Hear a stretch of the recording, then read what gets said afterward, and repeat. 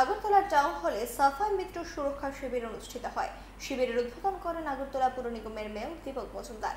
এদিনের অনুষ্ঠানে অন্যান্যদের মধ্যে উপস্থিত ছিলেন ডেপুটি মেয়র মনিকা দাস দত্ত, পুর নিগমের কমিশনার শৈলেশ কুমার যাদব, নগর উন্নয়ন দপ্তরের আধিকারিক রজত পন্থ সহ অন্যান্যরা।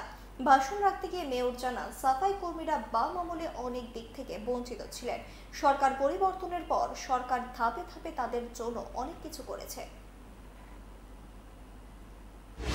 সাফাই কর্মী বন্ধুদের জন্য আমরা কিন্তু অনেকগুলি স্বাস্থ্য শিবির ইতিমধ্যে আমরা আগরতলা পৌর নিগমের দায়িত্ব নেওয়ার পর আমরা করেছি বিভিন্ন পর্যায়ে, এবং আমাদের পৌর নিগম গঠন করার পর আমাদের বিজেপির নেতৃত্বে আমাদের মানসিকতার চিন্তা ভাবনা এই সকল মানুষকে নিয়ে বেশি করা হয়।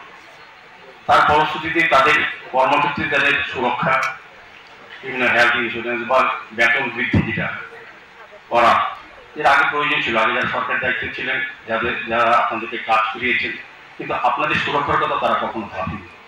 আমাদের সরকার আসার পর, আমাদের পৌর নিগম গঠনের পর আমাদের কর্পোরেটররা আমাদের কাউন্সিল চিন্তা করেছে না, যারা শহরকে সুন্দর রাখেন, পরিচ্ছন্ন রাখেন, যাদের জন্য আমরা সুন্দরভাবে স্বাচ্ছন্দ্যে পৌর নাগরিক পরিষেবা প্রদান করতে পারি নাগরিকদের, তাদের দিকে চিন্তা করা উচিত, ভাবা উচিত। पंख मिल जाते हैं ख्वाब वालों को, आड़ते हैं जिंदगी सवर ले, ऊंची ऊंची उड़ाने मुस्काने, उस मीठे पल का भरोसा तू कर ले।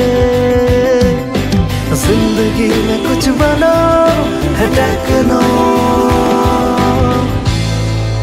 Techno College of Engineering, Agartala.